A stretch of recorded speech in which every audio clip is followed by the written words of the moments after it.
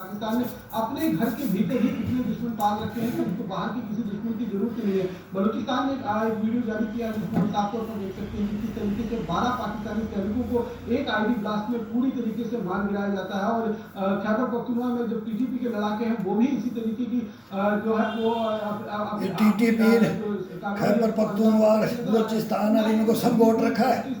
अब ये अपनों से लड़े कि हमारे से लड़े।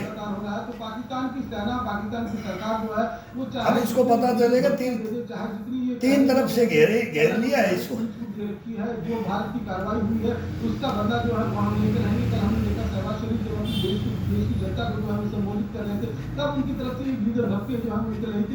अब गीदड़ भपकी दे रहे हम बदला लेंगे। और एक बोल रहा है कि हिंदुस्तान अब होल्ड हो जाए, बहुत थप्पड़ मार दिया। ये अभी थप्पड़ ही लगे, अभी मुक्का लगेगा। अभी तो नाक तोड़ रहा है, नाक तोड़े बगैर नहीं मानेगा ये थप्पड़ों से नहीं मानता है। इसको तो लात मारनी पड़ेगी, ऐसा काम किया है इसने। अब तो दुनिया अगर हिंदुस्तान को कोसेगी, भारत की जनता कोसेगी अगर अब इसको नहीं लिया। अब तो इसकी चटनी बना देनी है। अब तो मोम जस्ता हिंदुस्तान के हाथ में है और चटनी बना देनी है इसको कूट के। को भी थोड़ा सा सुकून मिले इस खबर को सुनने के बाद, क्योंकि पहलगाम हमले के बाद पाकिस्तान को उसकी औकात बताना, पाकिस्तान को घुटनों पर लाना बहुत जरूरी था। पाकिस्तान के नेता मंत्री जिस तरह का बयान दे रहे थे उनको भी सबक सिखाना बहुत जरूरी है। एक बहुत बड़ी ब्रेकिंग न्यूज, सबक तो सबको नहीं, पूरे इनकी जड़ों को। भारत के ऑपरेशन सिंदूर से अब बकरे की माँ को मारना है, ये पैदा ही ना हो।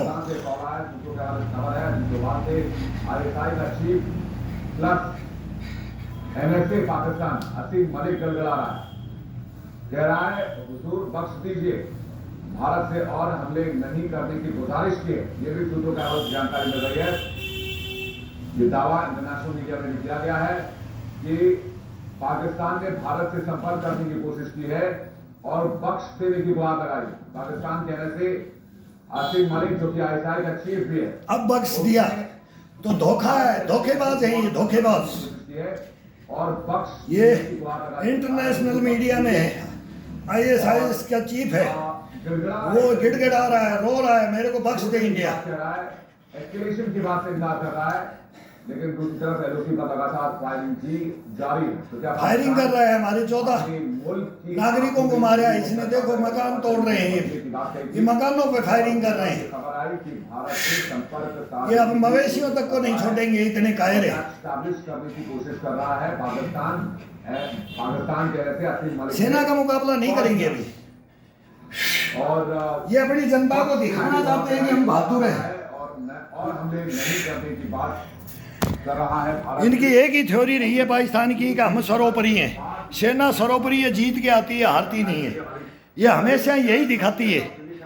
ये पाकिस्तान की जनता ही नहीं समझ आया, अब तक इनको पाकिस्तान की जनता नहीं समझा। अगर जनता समझ जाती तो ये नौबत आती नहीं, ये नौबत आती नहीं। क्या आज पाकिस्तान कहाँ होता? आज हिंदुस्तान कहाँ है, पाकिस्तान कहाँ है? ये वैसे ही चंद्रमा पर ले जाते हैं, ये इनके मंत्री ले जाते हैं, इनके मंत्री चांद पे ले जाते हैं। बोले हमारे झंडे में ही चांद है, तो बोले चांद पे तो हम पहले ही हैं।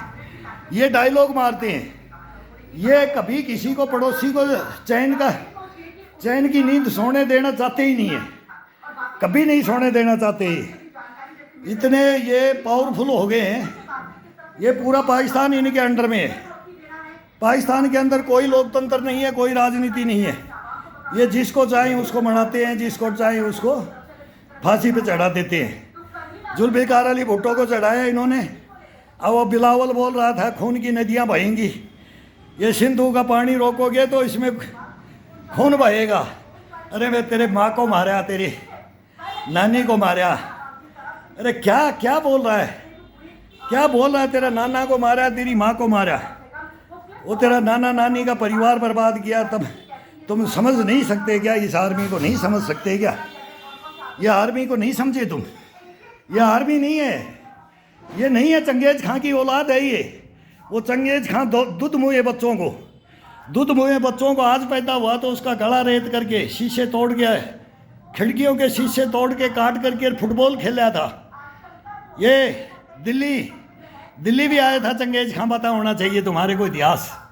4.5 करोड़ उसके वंशज हैं, बोलते हैं उनके वंशज बोलते हैं। सबसे बड़ा चंगेज खां, वो बाबर भी चंगेज खां की औलाद था। पता नहीं है क्या तुम्हारे को? पता नहीं है उज़्बेक तक कहाँ, उज़्बेकिस्तान तक कहाँ चला गया था, कितनी पृथ्वी को जीता था। उसी की औलादे वो बोलते पृथ्वी को जीतेंगे। और तुम चाइना से मिल गए, बोला चाइना सभ्यता रहेगी या फिर तुम्हारी सभ्यता तुम्हारी रहेगी। तुम धर्मों का नाम लेकर के, इस्लाम धर्म को बदनाम करके, अरे वो चाइना को बोलो ना, वो किंगजियांग में उसमें उइगरों के साथ में क्या हो रहा है। अरे उइगर मुसलमानों के साथ वो 2.5-3 करोड़ हैं, और उनके साथ में वो क्या कर रहा है चाइना। उसको कभी बोलते हो, उसका कभी मुंह खोलते हो? इस्लाम के ठेकेदार बन रहे हो। हिंदुस्तान में है इस्लाम। हम कोई भी मस्जिद गुरुद्वारा, कोई भी सूफी संत की दरगाह, अरे हमारे तो अजमेर में ख्वाजा मोइनुद्दीन चिश्ती की दरगाह है। हिंदू मुसलमान सिख ईसाई सब माथा टेकते हैं। अरे सब टेकते हैं। तुम्हारे उसमें बहकाव में हिंदुस्तान नहीं आएगा। हाँ, कुछ परसेंटेज तुमने हिंदुओं को भी तोड़ी है, सिखों को भी तोड़ा है, मुसलमानों को भी तोड़ा है। वो हमारे को मालूम है तुम तोड़ते हो। और परसेंटेज हर देश के अंदर है, ये तो चलता आया है, चलेगा। लेकिन तुम पूरे हिंदुस्तान को तोड़ सकते हो, पूरे हिंदुस्तान पे गजबे हिंद कर सकते हो। वो बोला है ना, गजबे हिंद बोला है ना। लाल मस्जिद से भी तुम्हारी घोषणा हुई है, तुम्हारा साथ नहीं देंगे हम। लड़ो, दिखाओ बहादुरी। अब आओ हिंदुस्तान के सामने। तुम्हारे सबके स्टेटमेंट चल रहे हैं। तुम्हारे मंत्री संतरियों को तुमने खड़ा कर दिया। अब तुम नहीं आओगे, मुनीर नहीं आएगा सामने, सेना नहीं आएगी, ये छुप जाएगी। ये बाद में यही बोलेंगे हम जीत गए। हमने 48 भी जीता, हमने 65 भी जीता, हमने 71 भी जीता, कारगिल भी जीता। तुम कभी हार मानोगे ही नहीं, कभी नहीं मानोगे। इतने बगड़े बेईमान झूठे भ्रष्टाचारी देशद्रोही तुम पाकिस्तान के हो, हमारे नहीं, उनके देशद्रोही हो, उनके भ्रष्टाचारी हो। तो तुम हमारे ऊपर आओगे। हिंदुस्तान को जानते नहीं हो। अब तुम्हारे को नहीं पता यहाँ हिंदू मुस्लिम सिख ईसाई सब भाई। कोई नहीं बोल रहा है। ओएनसी क्या तुम्हारी धज्जियाँ उड़ा रहा है, वारिस पठान धज्जियाँ उड़ा रहा है, वो पूनावाला वो धज्जी उड़ा रहा है। ये भी तो मुसलमान है ना। अरे सारे मुसलमान, हमारे मौला मौलवी देखो, मुल्ला मौलवी सब देखो, सब तुम्हारी धज्जियाँ उड़ा रहे। किसी भी शहर में जाओ, तुम्हारे खिलाफ कश्मीर में जाओ, ये जाओ। हाँ, परसेंटेज सबकी है, वो हमारे हिंदुओं में भी है। ये भी गद्दार है, हमारे हिंदुओं में भी गद्दार है, सरदारों में भी गद्दार हैं, मुसलमानों में भी गद्दार है। इनकी तो छटनी करना है, उसके लिए हम बोल रहे हैं। तो तुम भी बोलो पाकिस्तान के अंदर जनता बोले, तब सुधार होगा। तब देखना हिंदुस्तान और पाकिस्तान खुल जाएंगे, बॉर्डर हो जाएगा, व्यापार। हमारे साथ भाई हो, भाई से भाई हाथ मिला करके चलोगे तो उन्नति की राह पे पहुंचा देगा हिंदुस्तान। आगे आने वाला समय अपना ही है, इनको कर लो। बांग्लादेश भी अब सोच रहा है, वो उसके भी पंख, वो भी फड़फड़ा रहा है, वो भी हिंदुस्तान के खिलाफ बोल रहा है, वो भी युद्ध की तैयारी कर लो। अरे आज़ाद तुमको किसने कराया था? आज तुम्हारी जुबानें देखेंगे। अब तुम्हारा भी नंबर आ रहा है। पाकिस्तान को सुधारने के बाद तुम्हारा नंबर आएगा, तुम्हारा भी आएगा, आ रहा है। मोदी सबको हाथ ले लेगा, एक को भी नहीं छोड़ेगा नहीं। तुम सोच रहे हो ना, ये बोलो मैं छक्का मारेगा, छक्का। अभी तो चौका मारेगा, अभी तो 3 ही रन हुए हैं, चौथा चौका मारते ही सब आउट हो जाएंगे सब।